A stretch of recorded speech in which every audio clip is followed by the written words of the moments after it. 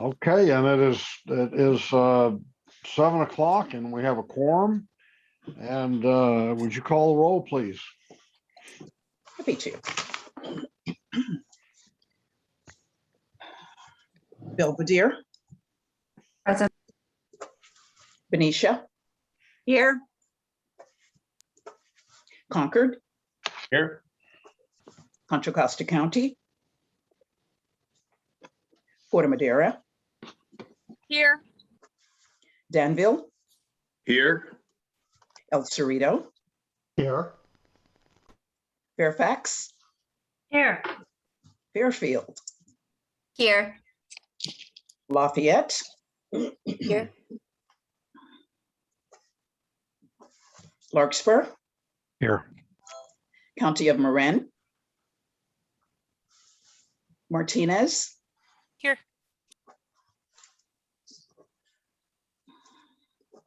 My pen died, sorry.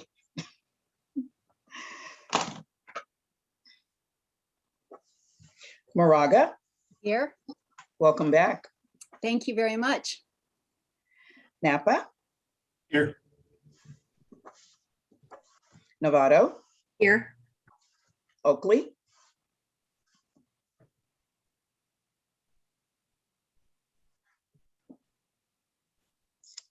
He was signed on, okay.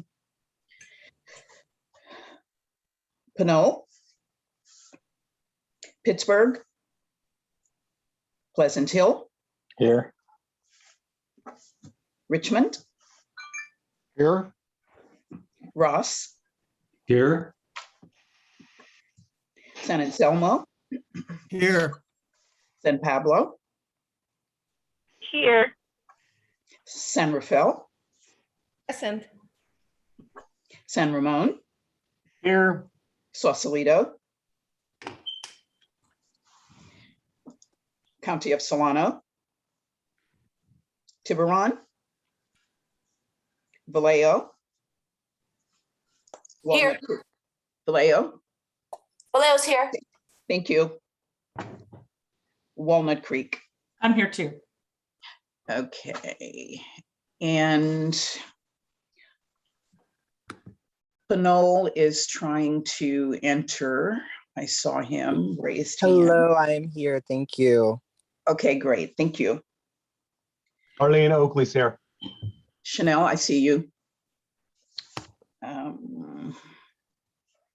Pittsburgh. And did someone else say? They were? Oakley is here. Yes, thank you. All right, quorum established.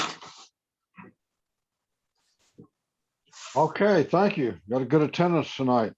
The next item is board announcements. Are there any board members who have any announcements they'd like to make tonight?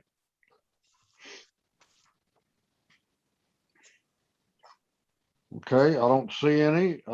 Next is public open time. I understand we have about 7 public members who want to speak about items not on the agenda, and you'll have 3 minutes each. So Darlene or whoever's monitoring that, go ahead and call the members of the public. All right. 2 raised hands. Let's see.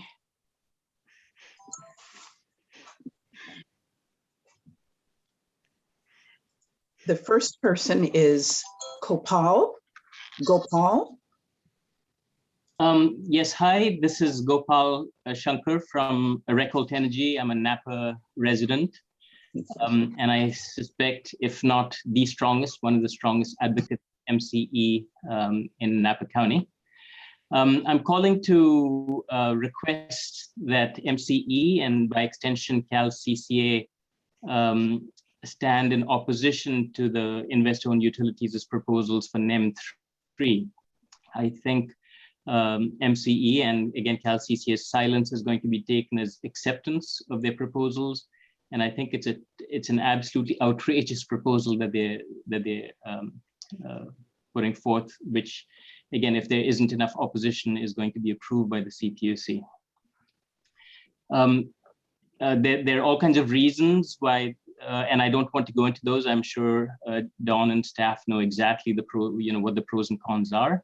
But I would recommend that you engage with the California Alliance for Community Energy and Save California Solar, not just because they have a lot of people who have all kinds of great ideas that can help MCE achieve its mission without being weakened by some of the utilities tricks, by forcing us to play with with their rules, play by their rules. So as far as the arguments why the proposal should be rejected, staff maybe can forward these emails that you've received to the board. The federal government, right, is trying to promote rooftop solar with Solar App Plus, and at the same time here in California, it's something that we're trying to kill. So we are, a very active community. I think we've helped California move in the direction of renewables. This is not a group that you want to alienate. You want to have them on your side, helping you achieve your objectives.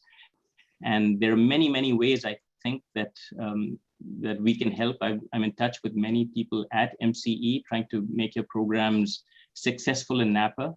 And rooftop solar is an integral part of that solution. I'm available anytime for anyone at MCE to get in touch, and I can add more if you need. Thank you. I'm done.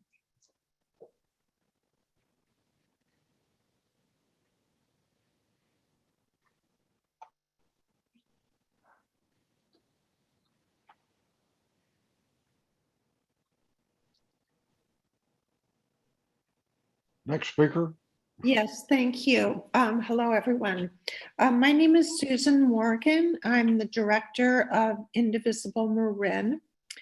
Our mission is to take action to create a more just, caring, and inclusive America. And we act at the local, state, and national level to further our mission. We have over 1,300 Marin residents as our members. So I'm representing our group tonight here. Generally speaking, our members have progressive values and support bold action on the climate crisis.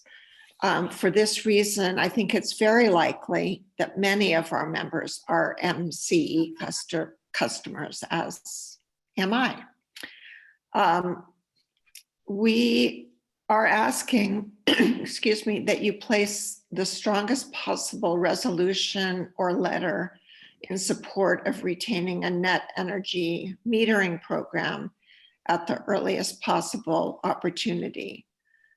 Since CPUC's proposed decision comes out on December 10th, there's no time to waste. And we ask that MCE take bold and swift action.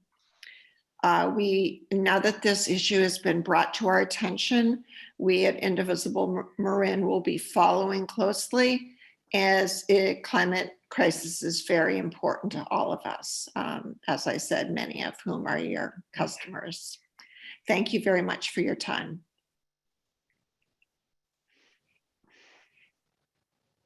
The next speaker is Walt.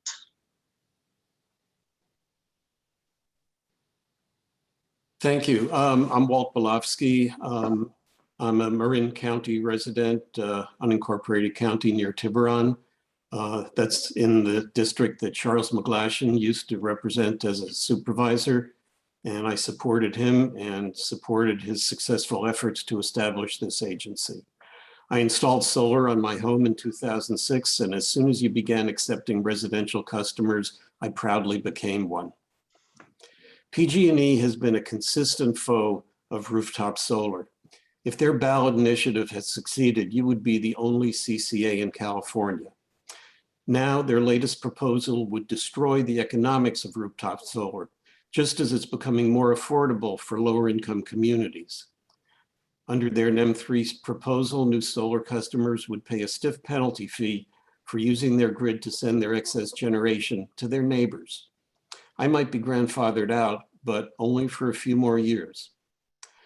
Well, fortunately, they failed to prevent new CCAs from being created, and the CCAs now in San Diego and San Jose have already come out in opposition to PG&E's latest attack on green power.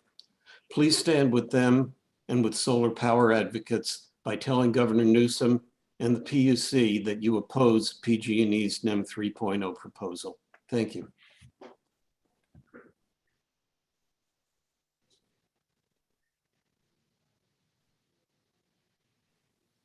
Chair, we see no additional hands raised. None. Okay, thank you. I thought we had a few more speakers, but apparently not. Okay, thank you. The next item is a report from the Chief Executive Officer, Dawn. Great. I've got a few items this evening. First of all, I wanted to offer up a very warm welcome to Director Doris Paduro, who was just appointed this week to sit on the MCE board representing Fairfield. We're really excited to have you joining the board, and we look forward to having you in the months ahead. Thanks for joining. And then next, I wanted to give a quick update on the CCA front. A couple of activities y'all should be aware of. First is the CCA in Baldwin Park down in Southern California is actually moving forward on a planned return of customers to utility service. So if you have questions, if you get any questions about this, feel free to reach out. We can provide additional information, but wanted to let folks know about that. And then some exciting news on November 9th of this month, the Stockton City Council voted unanimously to consider a community choice aggregation program in their community. So we wish them good luck on the next steps, and we'll keep you posted on that. And then on the Cal-CCA front, for those of you that don't know, Cal-CCA is the trade association of over 23 CCAs across California. And they're going to be holding their annual meeting virtually next Wednesday on December 1st. It's free to board members, so if you are a board member and still want to register, let us know. There's a really exciting lineup. We're going to hear from California Senator Alex Padilla, top representatives from the governor's office and the California Independent System Operator, and then a lot of CCA representatives around the state and also industry leaders in the renewable industry. So we encourage you all to make time for that if you can next Wednesday. And then an exciting update on the MCE front. On Monday of this week, MCE was able to price its tax-exempt renewable energy prepayment transaction through the California Choice Financing Authority. So this is a big step. The transaction will close next Wednesday. We're extremely excited to complete this important transaction that your board has been working on for over 2 years. Our finance department will give a more detailed overview of the transaction at the next board meeting in December, but a couple of details that I want to pass along now is that there were over 602 million in tax-exempt bonds sold to investors, and the transaction will save MCE 10% on the transactions, 10.1% to be exact, which is the equivalent of $2.7 million per year. On these transactions. And these are tied to 3 renewable energy transactions, 3 solar projects in California, and will be included in the transaction over the next 6 years. So you'll get to hear more about that next month. And then I wanted to let folks know that the MCE holiday party is again going to be held virtually this year. It's scheduled for Friday, December 3rd. Invitations went out earlier today, so RSVP if you're going to be able to make it. And the last and most exciting update I want to pass along is this morning you all received a sneak peek of MCE's 2021 impact report. This report's going to be included in the December board packet, but it's okay to circulate it now, and I encourage you all to take a look. There is a lot of great information about the impact MCE is having in the community, in the renewable industry, and across the state. So with that, I'm done with my report and happy to take any questions. Any questions for Dawn from anybody? Okay, thank you. So the next item is the consent calendar. Excuse me, Yes, go. excuse me, Chair, I'm sorry. The gentleman that was waiting, I think he was having a problem, getting in, unmuting himself. He wanted to know if he could speak now. Yeah, you know what? I'm gonna call for public. Well, yeah, let's do it. Let's just do that. Sure. Thank you. Ken?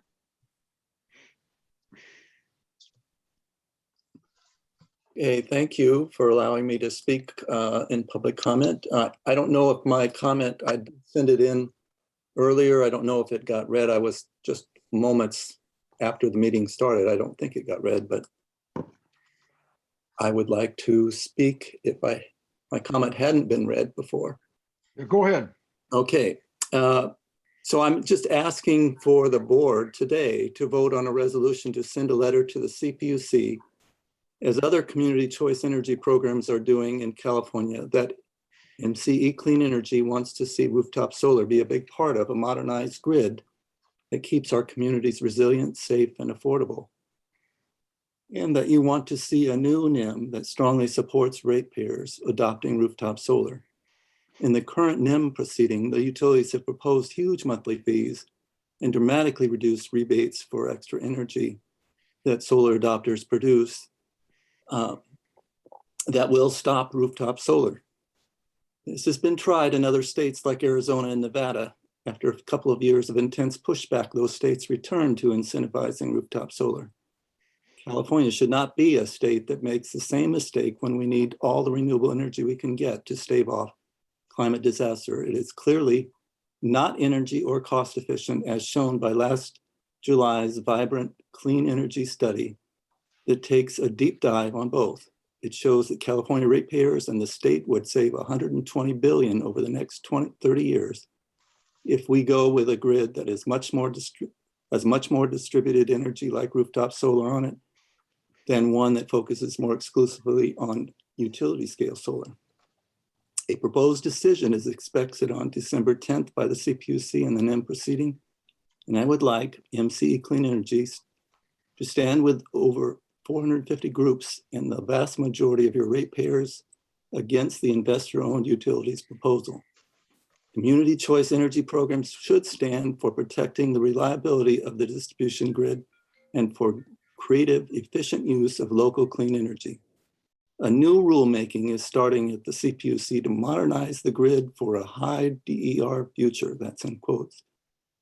Having plenty of community solar and renewable energy-based microgrids that will be part of that modernized grid can only occur with more rooftop solar, not much less, as the profit-hungry utilities want. The superficial arguments about cost shifting put out by the utilities have been strongly refuted by the Solar Rights Alliance. If you are thinking there is something to them, I urge you to read the document that Solar Rights put out, and I can send it through some other way so you can see that if you need it. But AB 1139 that attempted to do what the utilities are proposing only got 27 votes in the assembly and was not supported by environmental justice groups. I believe all assembly members in your coverage area either voted against the bill or did not vote. Please pass a resolution tonight and direct staff as soon as possible to send a letter to the CPUC commissioners supporting continued strong incentives for rooftop solar. Thank you. Okay, thank you. Now we'll move to the consent calendar. Are there any items directors want to take off the consent calendar? I don't see any. Darlene, do we have any public speakers who want to speak on the consent calendar item? I see no raised hands, Chair. Okay. Director Wagon Connect. I would move the consent calendar. Okay. Second. Okay. Motion by Wagon Connect, second by Perkins. So let's do a roll call vote, please. Belvedere, Yes. Benicia, Yes. Concord, Yes. Contra Costa County, Corte Madera, Yes. Danville, Yes. El Cerrito, Yes. Fairfax, Yes. Fairfield, I'll abstain. Lafayette, Yes. Larkspur, Yes. County of Marin, Martinez, Yes. Moraga, Yes. Napa, Yes. Novato, Yes. Oakley, Yes. Pinal, Yes. Pittsburgh, Yes. Pleasant Hill, Yes. Richmond, yes, Ross, Yes. San Anselmo, Yes. San Pablo, Yes. San Rafael, Yes. San Ramon, Yes. Sausalito, Yes. Solano County, Tiburon, Vallejo, Yes. Walnut Creek. Yes. Motion carries. okay, thank you. The next item, item 6, is the proposed MCE rate adjustment. This will be an action item, so we'll start with the staff report. Yeah, and actually, we're going to first have some introductory remarks from our Vice Chair, Chanel Preston Scales, who is going to be representing the Ad Hoc Committee on Rates, and wanted to report out a little bit about that committee, and then we'll jump into the staff presentation. So I'll turn it over to you, Director Scales Preston. Thank you so much, Don, and good evening, everyone. On Wednesday, October 20th, the Ad Hoc Rate Setting Committee met with MCE staff and Pacific Energy advisors regarding a possible adjustment to MCE rates to be implemented on January 22nd. Staff presented a presentation. We talked about the increased costs, primarily wholesale energy and resource or RA capacity, and the negative impacts on MCE's revenue. It was pointed out at that time that MCE has not had a rate increase since 2019. And even though MCE has been growing by adding new communities, MCE increased costs have far outpaced the increased revenue from these new customers. John with Pacific Energy Advisors spoke about how wholesale energy costs have gone up over 75% over the past several months, and the RA costs have tripled over the last 3 years.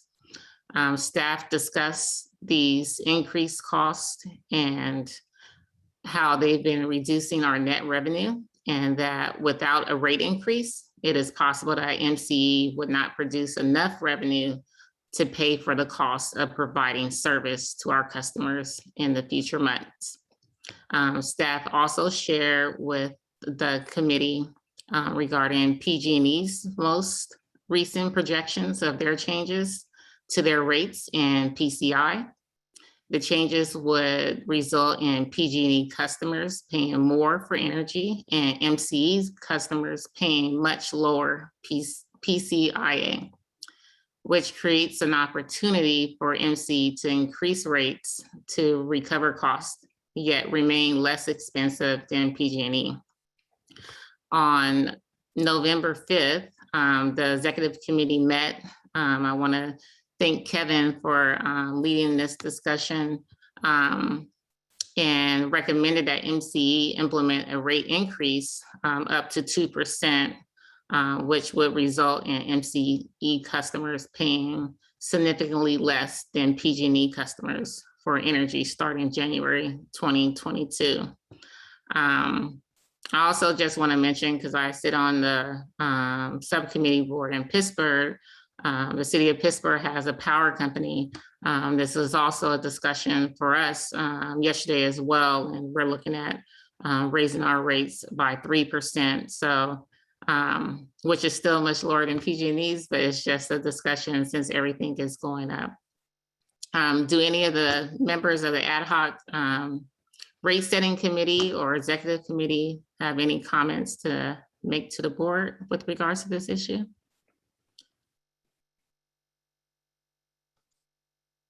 I see Chair, Director Perkins. Perkins.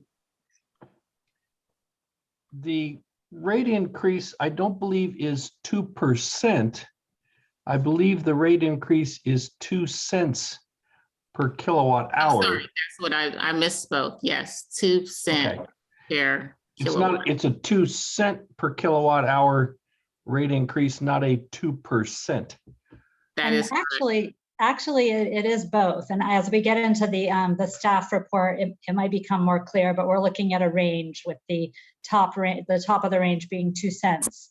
But the 2% is also part of the proposal. So we'll get into that with some graphs that make that all clear. But thank you. I thought the 2% was to be 2% below PG&E's rate. Yes.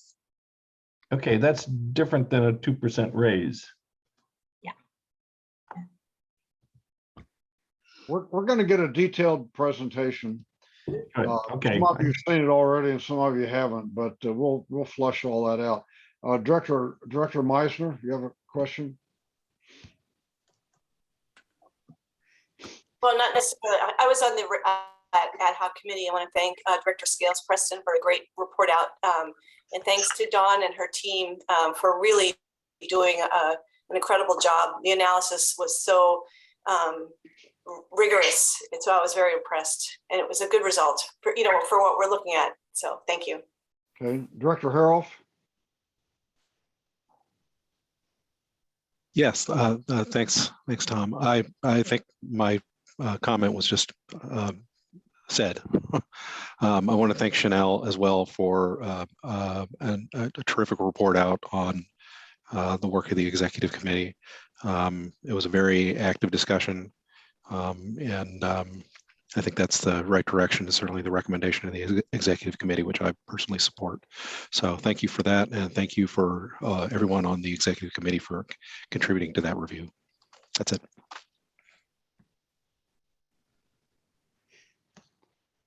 All right, so if there aren't any further comments from the members of the committees, we could have the staff presentation now. We're going to hear from Garth, who's our Director of Finance and Treasurer. And we're also going to hear from John DeLessie with Pacific Energy Advisors.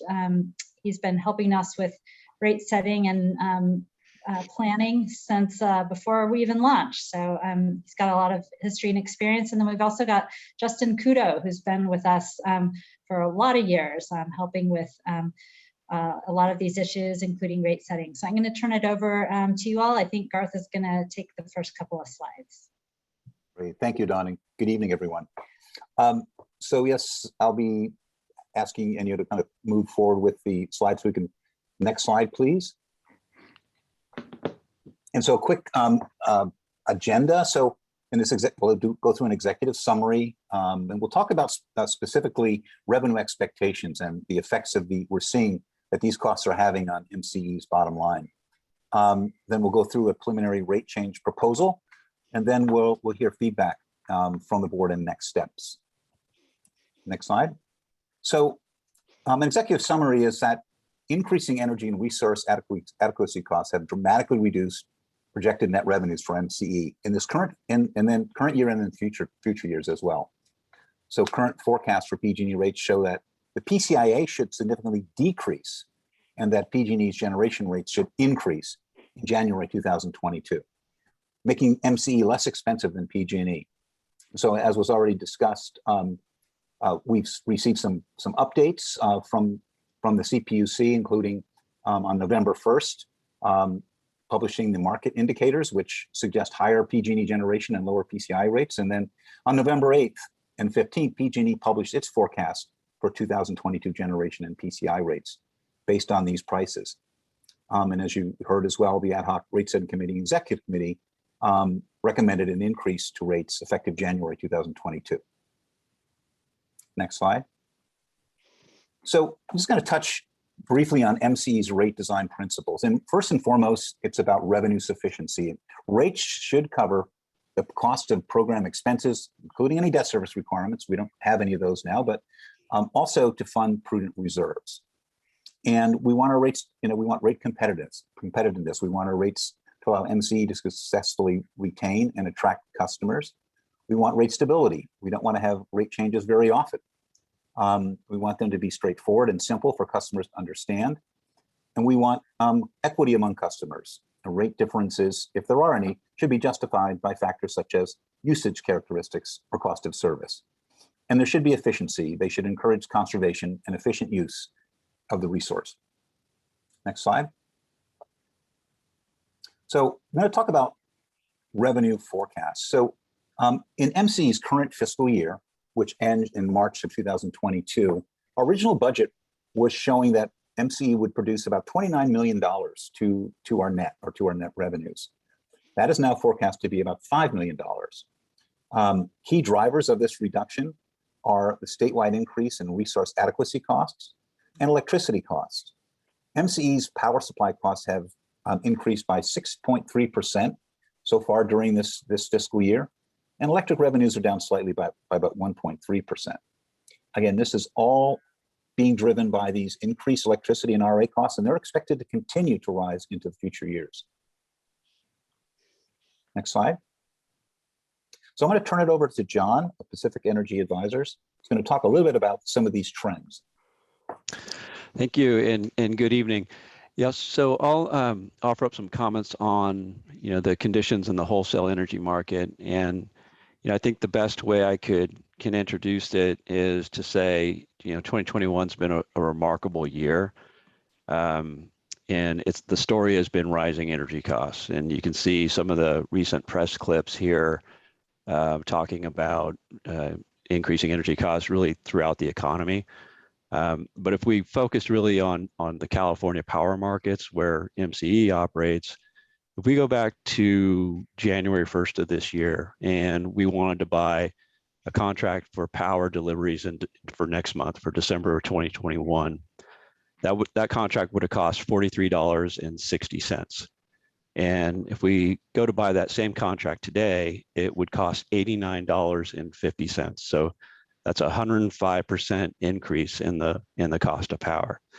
So that even beats the return on Tesla stock since January, which is only up 55%. And we even slightly edges out Bitcoin, which is up 103%. So power costs, are really increasing significantly. And it really, unfortunately, couldn't happen at a worse time for California. If we go to the next slide. Because we're seeing increases in power, but also natural gas prices. At the same time, we're getting less hydroelectric production due to the drought. And so hydro is typically produces from 10 to 20% of California's energy mix, 10% in drier years, 20% in wetter years. This year, we're going to be below 10%. And what has to make up that shortfall primarily is natural gas generation, and so that power is being generated, at these higher fuel prices. So it's sort of a compounding effect of rising prices, drought, that really have increased wholesale power prices fairly significantly. And if we go to the next slide, we can see what those specifically what those price increases have been. On the left, we've got the bar charts there. So the blue, the lower bar charts would be, at the time the MCE set its budget earlier in the year, what costs for future delivery, what those prices were. And then the light green, the higher bars are, the current cost for those same power contracts. The line is the percent change. So between when we set the budget, what power cost, and today, you can see, depending on the month, the increase is from 40% to as much as around 90% in the wintertime. So thankfully, MCE doesn't buy all its power on the spot market. MCE buys, power at various points in time, has a portfolio of contracts. So it's largely insulated from these massive cost increases, but not entirely. I think Garth mentioned that the power expense line item in the budget is up around 6% this year. The wholesale cost of power, if we didn't have any forward contracts, the wholesale cost of power is up 60 to 75%. So, a lot of this MC has been able to mitigate through its contracting strategy, but certainly its budget is still impacted by these increasing prices. So that's energy. The other main cost driver is resource adequacy, and those prices have been increasing for the past several years. I would say, that's where we've seen a tripling of those prices in the last few years. Most of the damage has sort of been done on that, in the sense that those costs have been increasing for a number of years, and they continue to go up. But thankfully, the pace of the increase has slowed down a little bit. But where we see a real, we've seen the most increases in the summer period. And if you look at the chart here on the right, you can see that big spike in September in particular. That's the tightest month, and the prices for capacity have just really, gone through the roof for that summer period in September in particular. We get questions sometimes about, what's the difference between energy and capacity, and I'll just cover that real quickly. Energy is essentially what you pay for on your bill. So it's power that's consumed over time. So if you think of, if you turn on a 100-watt light bulb for 10 hours, that would be 1,000 watt hours or 1 kilowatt hour of energy that's used. And then capacity is, what's the peak demand, and so how much generating capacity, what size generator would be needed to serve that load. So in this case, the capacity would be the 100 watts. All right, so its energy is load over time, and capacity is that instantaneous peak. So MCE needs to procure and buy capacity in order to serve the peak demands of its customers, plus a reserve margin. So that's what we're talking about when we're talking about resource adequacy. And if we go to the next slide, I think Garth, you're going to cover this one, just about the impacts to the budget. You're muted though. You can talk about this just in terms of the cost, but I'll address later the effects on the budget. So you can address this. Okay, so here you can see the dramatic increase in MCE's resource adequacy costs over time. And as I was mentioning earlier, this has been going on for a number of years now. But even going from last year to this fiscal year, we're looking at roughly a $20 million increase, and then those increases are projected to continue on. Roughly another 20 million or so going into next year. Part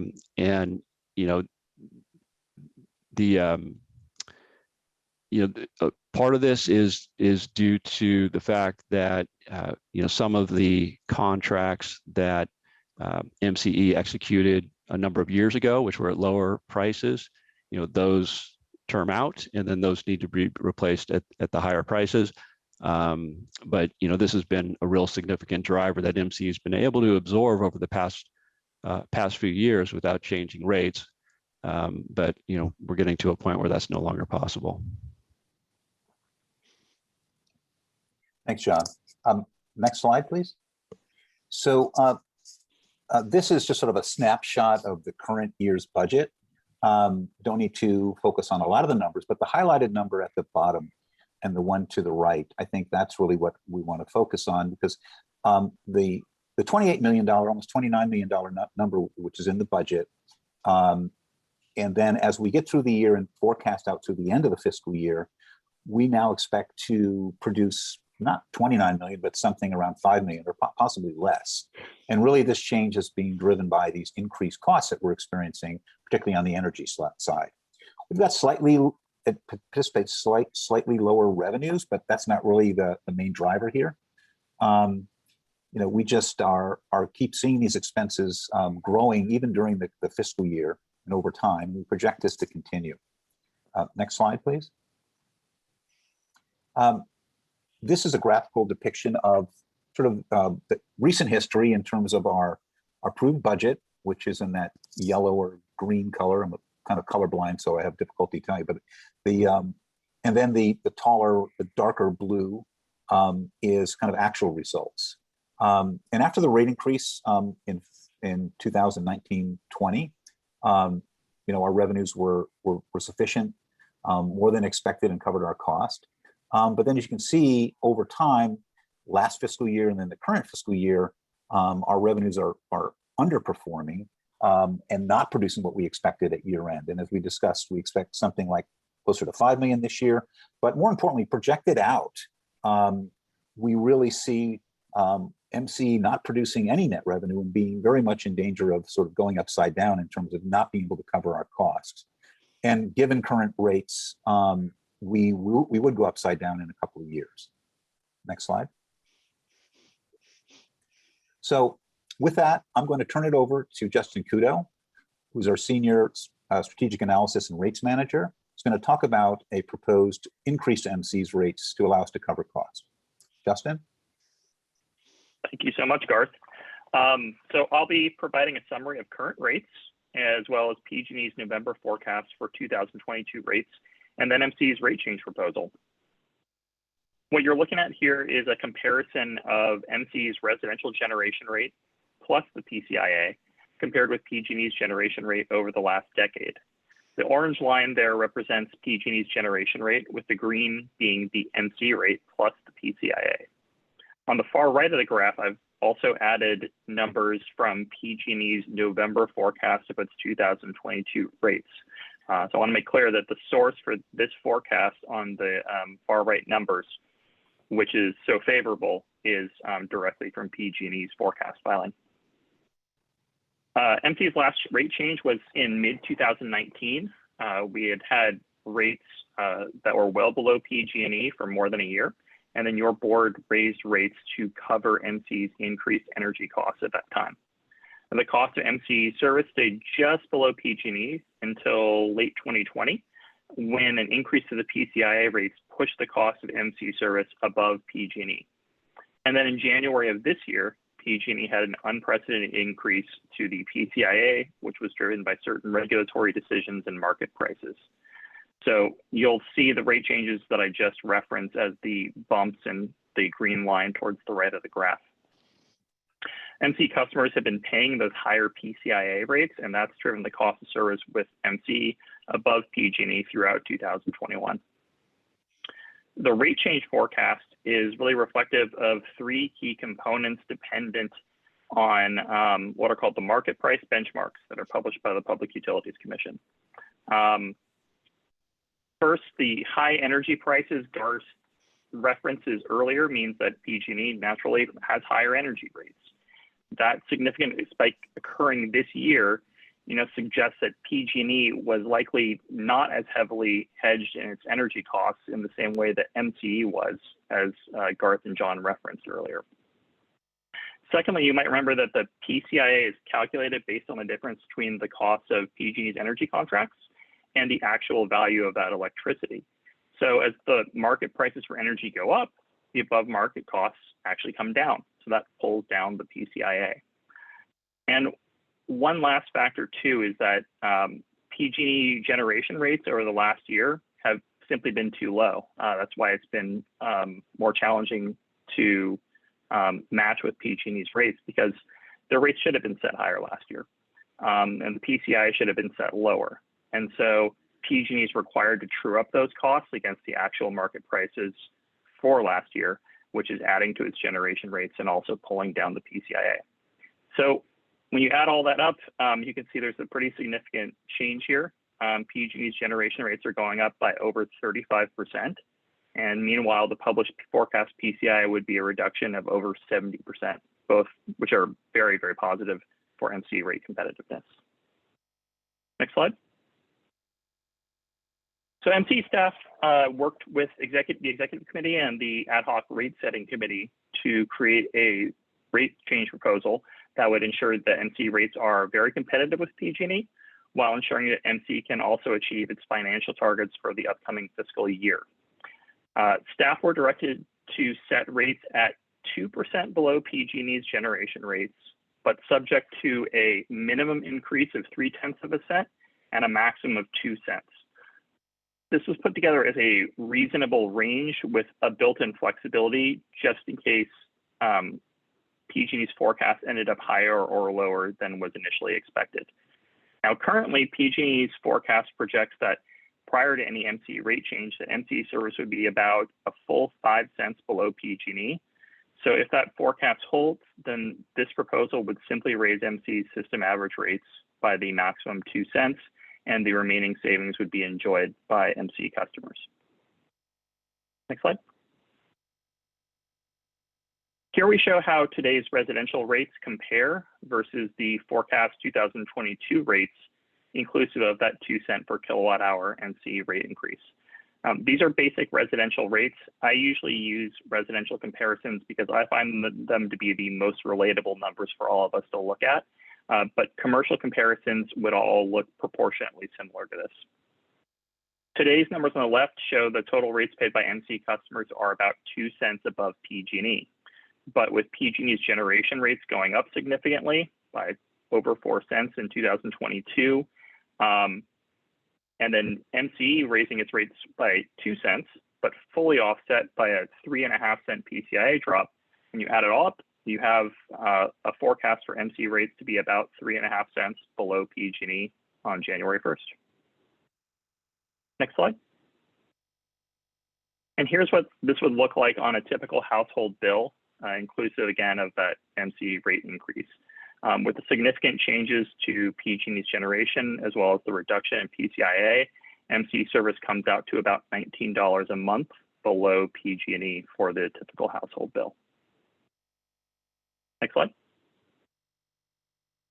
Now, the bottom line for, I think, a lot of customers is going to be, what does this mean for my monthly bills compared to what I pay today? And the total cost of all the rate changes, including PG&E's, is that the typical MCE household will probably see its bill go up by about 50 cents a month on a $166 bill. And the reason for that really is that the T&D costs are going to be going up for all customers by about $9 per month due to implementation of some things like wildfire insurance, essentially, for PG&E. While the MCE generation rates are going up, again, those are fully offset by the PCIA drop, and so their MCE-related charges will, in fact, be decreasing by about $8 a month. Meanwhile, you can see that the result is significantly different for PG&E's bundled customers, between a increase their generation rates and increase their T&D rates. They're looking at an increase for a typical household bill of about $30 a month in January. Next slide. Revenue-wise, a 2 cent per kilowatt hour rate increase would produce an additional $29 million of revenue in the current fiscal year, and then an additional $117 million in revenue in the next fiscal year. And this should provide the necessary room to cover the added power supply costs in current and future years, and should also limit the need for MCE to raise rates in the future, particularly in the face of further increasing power supply costs. Next slide. And I will turn it back over to Garth to talk about the timeline for implementation. Thanks, Justin. So looking at this kind of simple timeline here, we've had the ad hoc rate setting committee, the executive committee, and we need to provide a sort of 30-day notice of a potential rate change at MCE. And that notice effectively went out with the staff report, which referenced the potential rate increase. So that clock is already ticking, and we have the board meeting tonight. We will, take public comment and so on during this 30-day period, and then, do any adjustments if necessary, or if we would want to do that to this proposed rate increase of 2 cents, and then come back to the board for requesting implementation of the rate increase to be effective on January 1. So next slide. So staff recommends that the board authorize staff to adjust system average rates on or after January 1st, 2022 as follows. Adjust MCE rates to achieve at least a 2% discount relative to PG&E's generation rates, subject to a minimum rate increase of 0.3% and a maximum increase of 2 cents a kilowatt hour. And we do anticipate that the increase would be the full 2 cents a kilowatt hour. So that concludes our presentation. We'd like to open it up to the board for any comments and questions. So if this is coming back to the board again on the 16th, what action are we being asked to take tonight? It would simply be directing staff to bring it back for final approval at the December meeting. Okay. Okay. Are there questions from board members? Director Wilkinson? Garth, I just had a quick question about the forecast for net revenue for the outer years, because Justin provided forecast going out, I think, to 24, 25, not adjusting for the rate increase. And I was curious to see what those numbers look like today based on the expected rate increase. They aren't as large as, you know, in the next fiscal year. They can, you know, they do decline based upon, you know, continued expectations of higher costs. But I don't have a definitive number for you at the moment, Director Wilkinson, for years out beyond 2022. Calendar year 22, but fiscal year 22, 23. One thing that we are somewhat concerned about regarding these very dramatic increases in PG&E rates and the very dramatic reduction in the PCIA is that it's very possible that PG&E will over collect in next year. They do things on a calendar year basis. If they over collect on a revenue basis, they will have under collected on the PCIA. And so we could have what we're calling sort of a whiplash effect, such that, you know, there may be just as we're seeing this dramatic change in their rates expected next year, we could see a whiplash back for the rates to go back down and the PCIA to go up. So what we hope to do certainly next year is to defer some revenue from what we expect to produce to the net, and to be able to potentially reduce rates if necessary to remain competitive in the year after. So that's what I think we would like to propose here, and again, see how the year plays out. So we do have that flexibility when it's time to potentially put money into the operating reserve fund and defer some of those revenues for future years. Because I think I said at the executive committee meeting, it is important that MCE isn't consistently running a really large surplus as a company, because you're there to service the taxpayer and the ratepayer, and so should be keeping rates as low as possible. Director Kohler. Yeah, excuse my ignorance. This will probably be the third time I've heard this. Could you explain again why the PCIA goes down when energy costs go up for PG&E?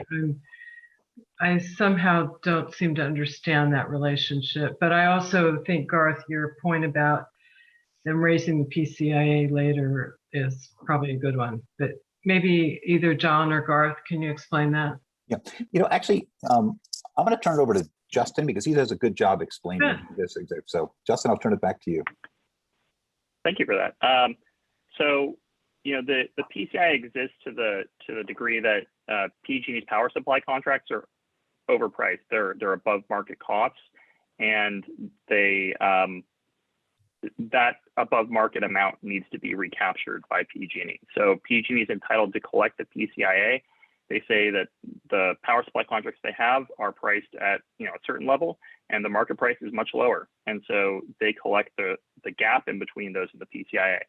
So when the market price goes up significantly, suddenly those contracts are not as bad as they were before, and they're much close to the actual market value. And that reduces how much CCA customers are obligated to pick up of those costs.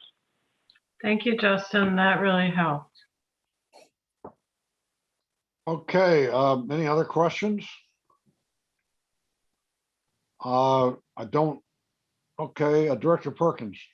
Is there a day sometime in the future when the PCIA will disappear, when the last of the PG&E contracts have come and gone? Yeah, we well, certainly none of hope us will so. be alive then. I wasn't thinking so much of myself as my grandchildren, but no, it's a serious question. Is there a day when the PCIA will, in fact, disappear?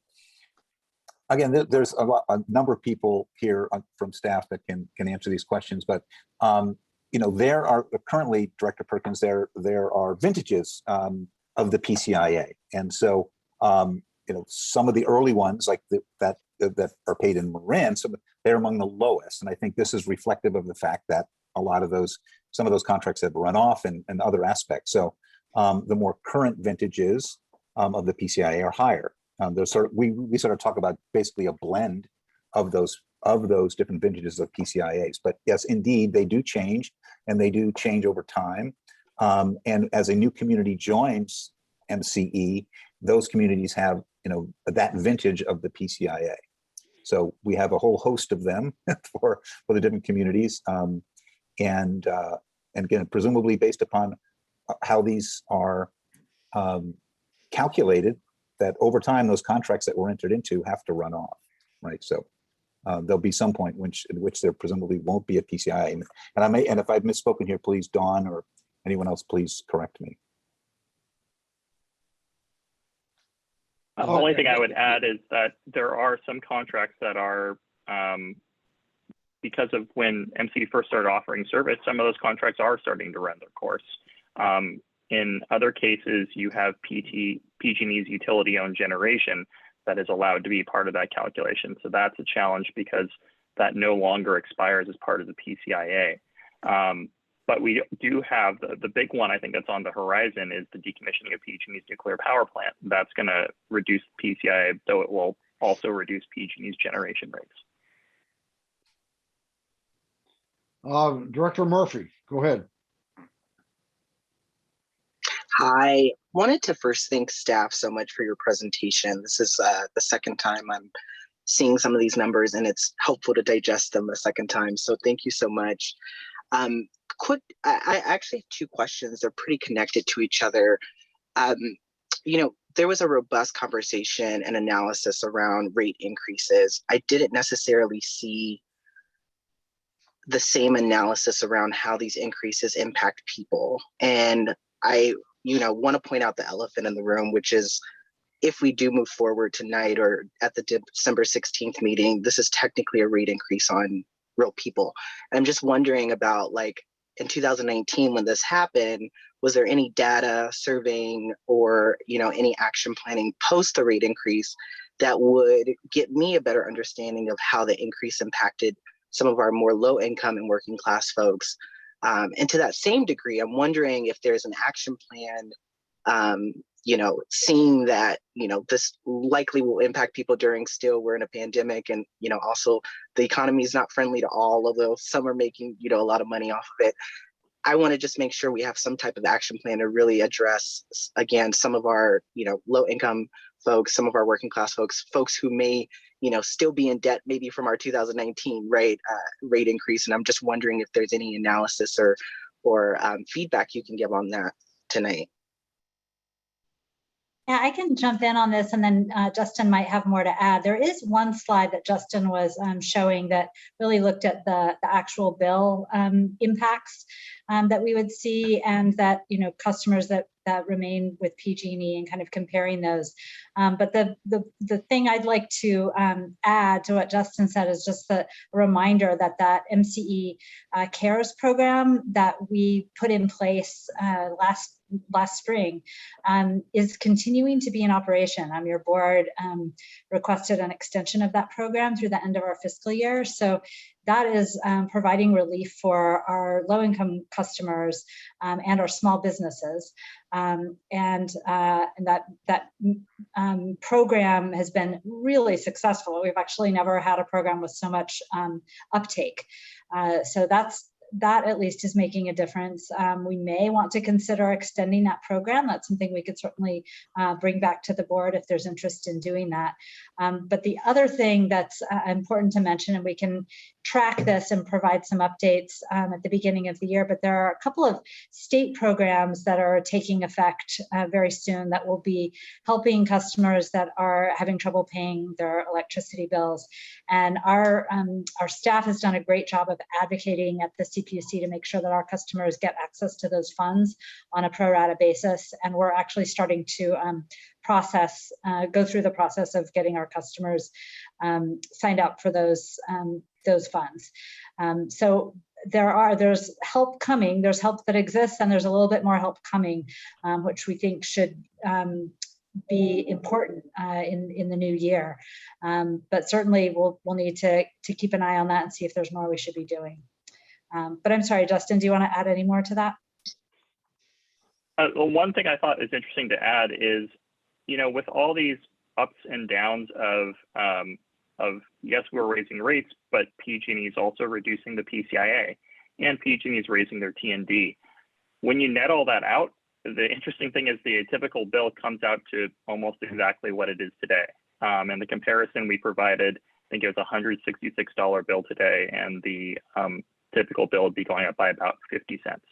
So in a way, even with this rate increase, we're really just keeping bills at roughly the same level they are today. Great, thanks for that clarity. And just so I'm clear, what I'm hearing is that folks who are benefiting from our MCE CARES program are essentially not going to be filling a rate increase because the MCE CARES program will cover additional coverage. Is that what I'm hearing? No, I think what Justin is saying is that all customers will be experiencing the same bill amount because the reduction that's going to be passing through on the bill is a PCIA reduction, and that PCIA reduction offsets the increase that we're contemplating. Thank you. Okay, Director Zorn. Thank you. I appreciate the clarification that you just gave, Director Murphy. That was something that I was observing and wanted to, acknowledge. So this past year, we've been talking about the PCIA fee a lot, and I know that the advocates for MCE have been. I can't recall if it's SB 612 that was trying to go through the legislature and didn't get anywhere, and was attempting to make the argument advocating for customers that the PCIA fee needed to be adjusted and needed to go down. And then I find it interesting that now when the PCIA fee is going down and our customers and ratepayers would benefit from that, we're taking this as an opportunity to raise the rates. So to your point, no one's going to notice anything because the rates will be pretty much the same because we're taking advantage of a time when the PCIA fee is actually going down. And I thought that was seems odd timing. And to Director Wilkinson's comment earlier about not wanting to have too much in surplus, the slides did say that the rate increase would be between a third of a cent, is that right, to 2 cents per kilowatt hour. But all of the subsequent slides said we can expect a 2 cents per kilowatt hour rate increase. So can you give me an example of when MCE may make the choice to reduce that, or will it always be 2 cents per kilowatt hour?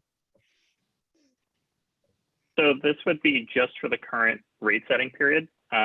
We wouldn't be locked into PG&E's rates on an ongoing basis moving forward. the instruction was for us to set rates that were 2% below, at least 2% below PG&Es. That's really the first target. And then we check to see, well, are we at least raising rates by 0.3 cents? Clearly, we're able to do that. And then would a 2% cost savings actually increase rates by more than 2 cents? Yeah, it would actually increase rates by about 5 cents.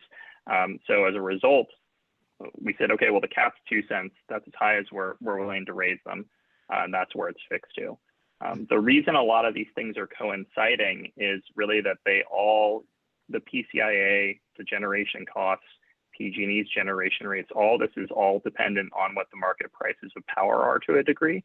And so, PG&E is experiencing these same costs at the same time we are. And that is why we are raising our rates as well. Director Wilkinson.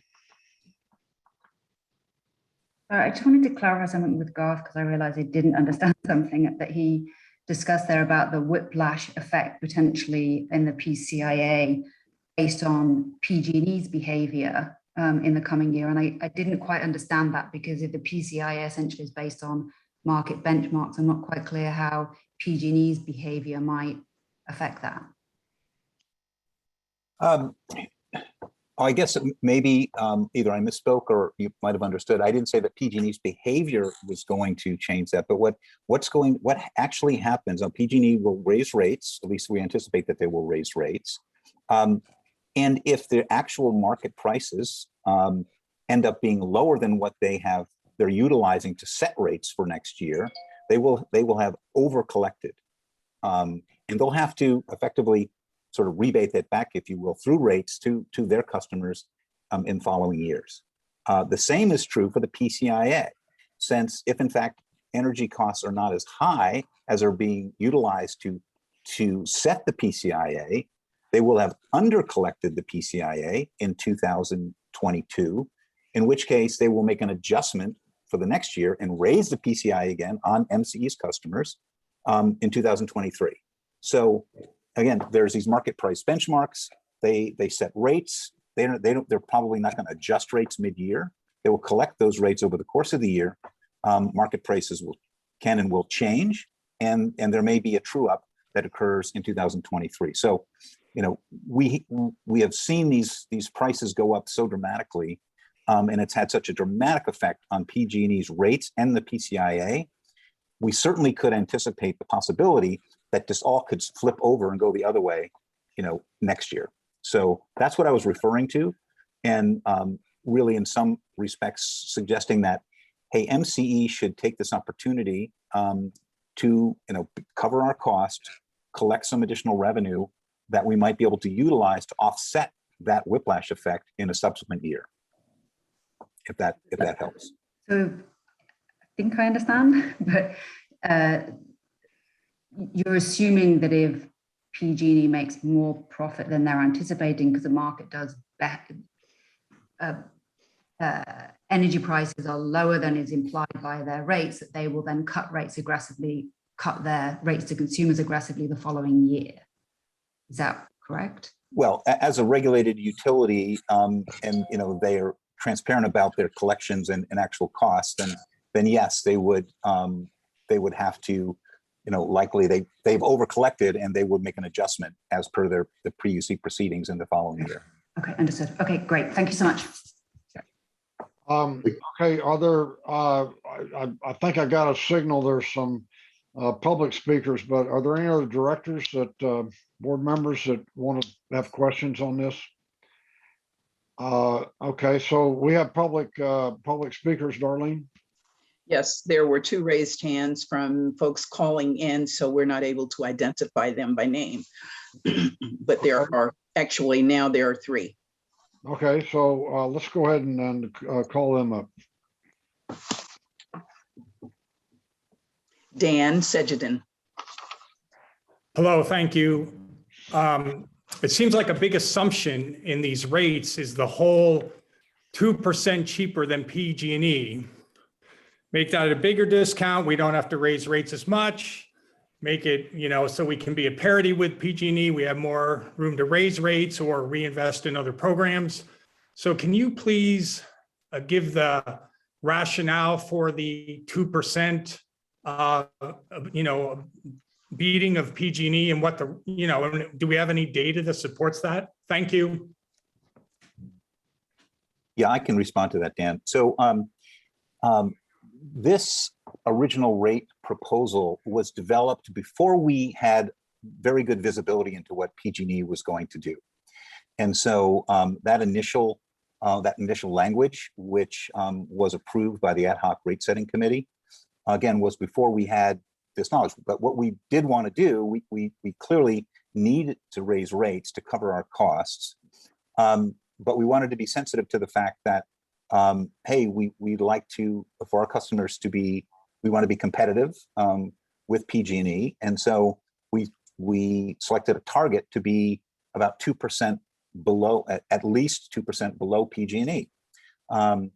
We also had in there a minimum rate increase, which we had at 0.3 cents, which was quite frankly just to give us a little bit of a bump to hopefully be able to cover costs, but then with a maximum 2-cent rate increase. As new information came in, and it looked like PG&E's rate changes were going to be much more dramatically different than what we originally anticipated, the whole notion of being 2% below was not going to be a problem at all. We're significantly below. And so, again, this is really a proposal that was developed over time. And when we had enough information, we were able to come and really zero in on what this proposed rate change is going to be, which is a 2-cent rate change. And we anticipate being significantly below. And again, Justin, what's the percentage number below PG&E in 2022? Something close to like 15 to 20% below? Yeah, it's over 10%. Yeah. So that 2% number is, again, was a minimum number, and we will be significantly greater than that in 2022. Okay, would you call the next speaker, please? Next speaker is Mark.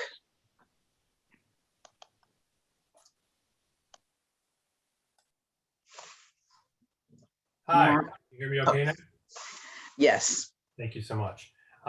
So I hope this is relevant. I appreciate the presentation. I'm an MCE subscriber or customer here in San Rafael. I'm calling today to ask actually for your support in opposing the PG&E efforts to kill solar effectively with the NEM 3 proposed fees. I believe the MCE mission is aligned with residential solar, and there's a huge movement going on to put egregious fees on solar customers that would essentially, depending on the amount of the fees, curtail or even destroy the industry from a residential solar perspective. And I'm in the industry, so it's something I'm very familiar and passionate about.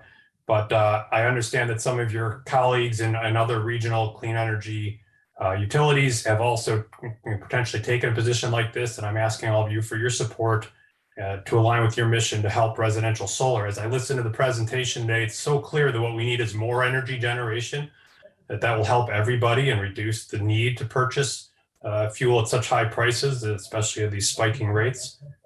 So I could go on for a long time, but that's really all I wanted to ask, and I'm happy to answer any questions if any of you want to ask me while I'm here. Okay, would you call the next, thank you, Mark. Would you call the next speaker, please? Yes, there's a customer, there's a member of the public calling in, and I need you to identify yourself when you start speaking so that we can have it for our records, please.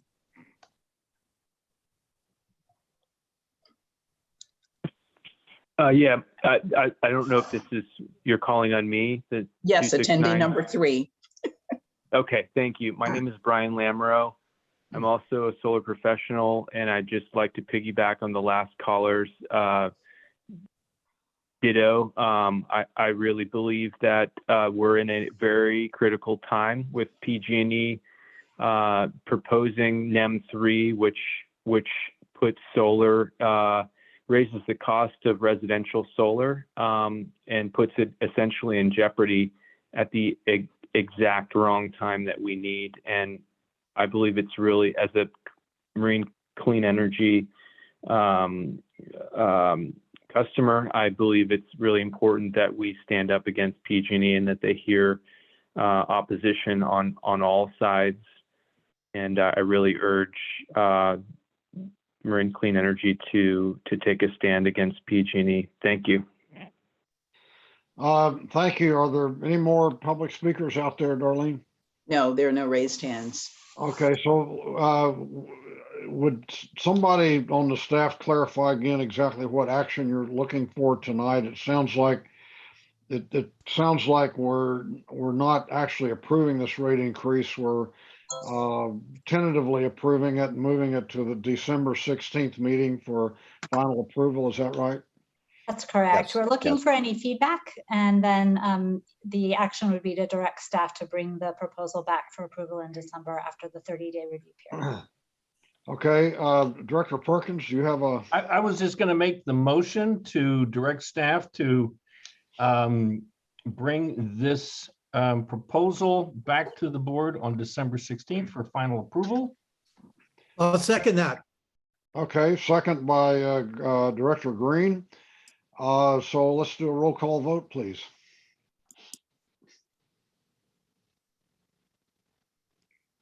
Belvedere, Yes. Benicia, Yes. Concord, Yes. Contra Costa County, Corte Madera, Yes. Danville, Yes. El Cerrito, Yes. Fairfax, Yes. Fairfield, Yes. Lafayette, Yes. Larkspur, Yes. County of Marin, Yes. Martinez, Yes. Moraga, Yes.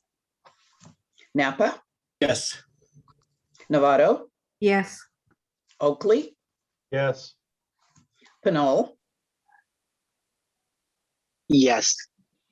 Pittsburgh, Yes. Pleasant Hill, Yes. Richmond, Yes. Ross, Yes. San Anselmo, Yes. San Pablo, Yes. San Rafael, Yes. San Ramon, Yes. Sausalito, Yes. Solano County, Tiburon, Yes. Vallejo, Yes. and Walnut Creek. Yes. Motion carries. And before I go to the next item, I just want to say that I really want to congratulate staff on this item. This has been, dealing with the volatility of the energy market and predicting what PG&E is going to do, and trying to meet all these different objectives is, it's kind of high drama, and I'm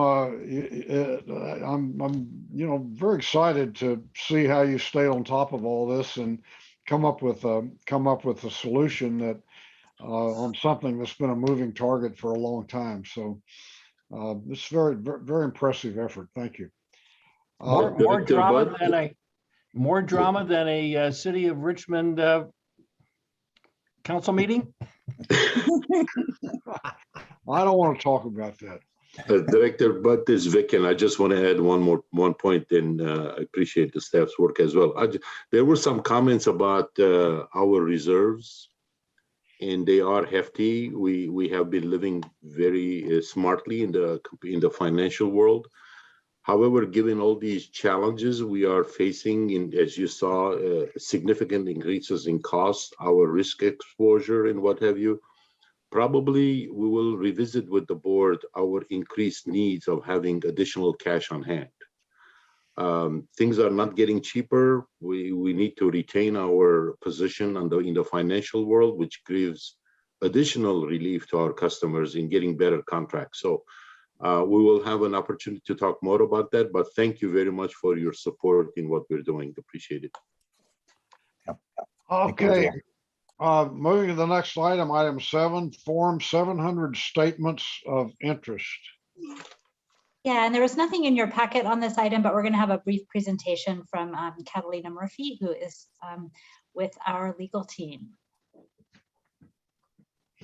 Hi, thank you, everyone. While that slideshow gets up and running, I just wanted to take a moment, since our board has grown and we have new board members that have joined MCE. We want to take a few moments to just provide some details on Form 700 and including MCE on your next filing. Next slide, please.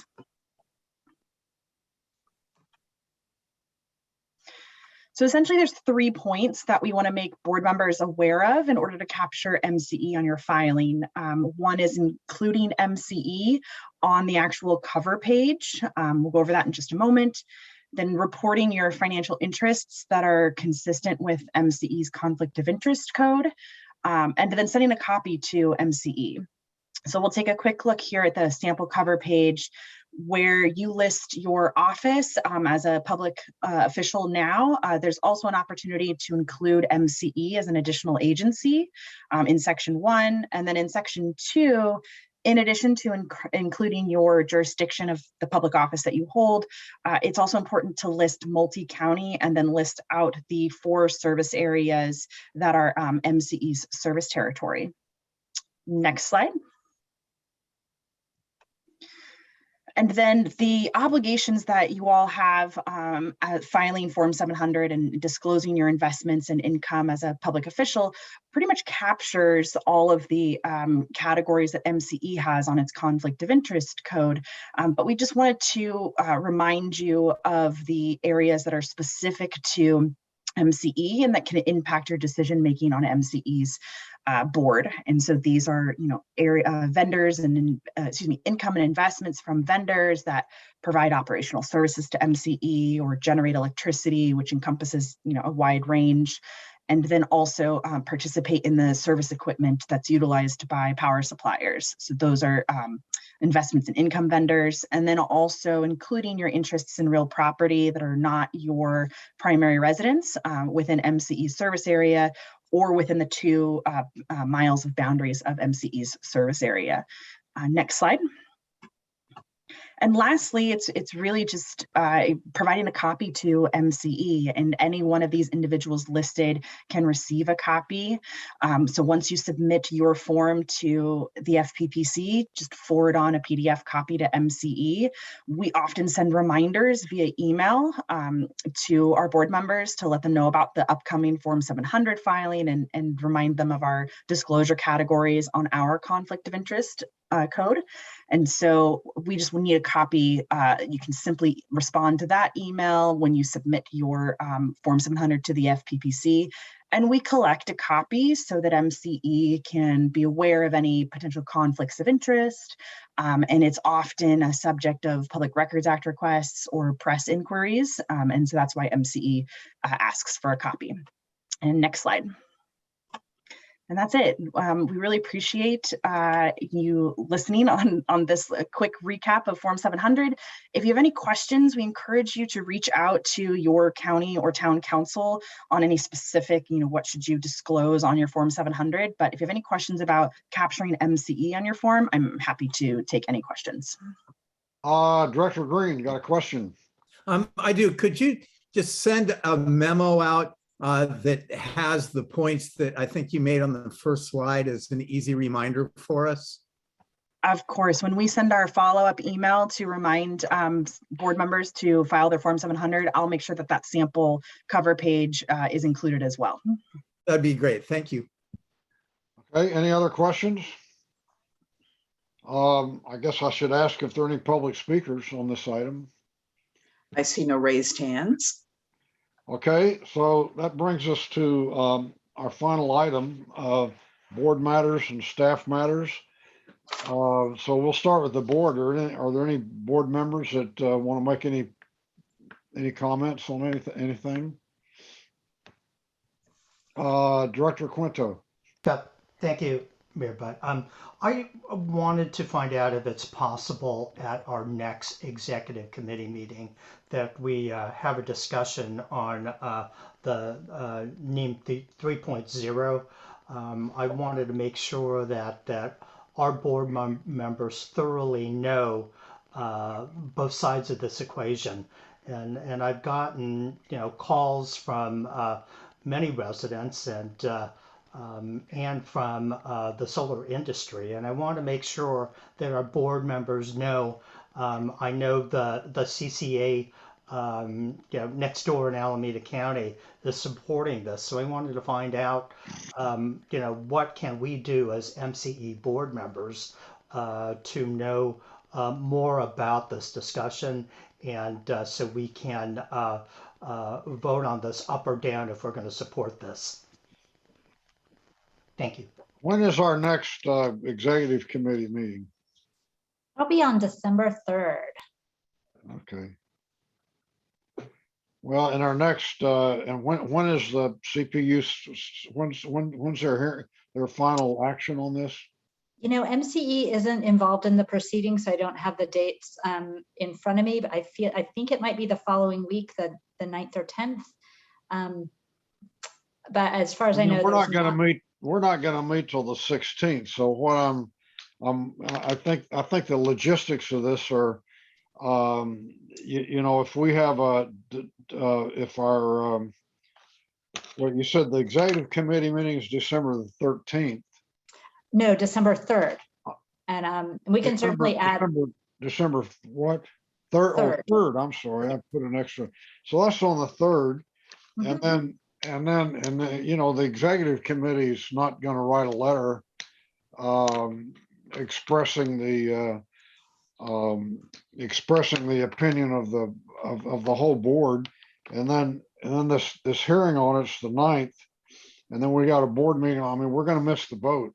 So, no, I'm sorry that we're missing the boat on this when I see other CCAs on top of this and supporting it. So I wanted to find out, what can we do as MCE board members where our residents are telling us to support this, and we're not getting any feedback from staff here. And I just want to make sure that all of us knows the pros and cons of this, and that we know, how our cities are going to either support or not support. Dawn provided she provided a summary to all the board members, went out yesterday, right? Yeah, so that was just a general briefing about the topic. And as noted, MCE is not involved in this proceeding because MCE we do our own rate setting. But we could certainly send a letter in. I think that's all that folks are asking. And it might align with our policy platform anyway. So it seems like a reasonable next step would be to put it on the executive committee agenda if the board is interested in doing that. Okay. We have plenty of room. Well, I mean, but the dates don't line up. So we put it on the executive committee agenda for December the 3rd. And let's say hypothetically, the executive committee recommends that the board write a letter of support, but the decision's going to be made. The hearing's going to come before our next board meeting. Yeah, so that is true. So the timing doesn't work.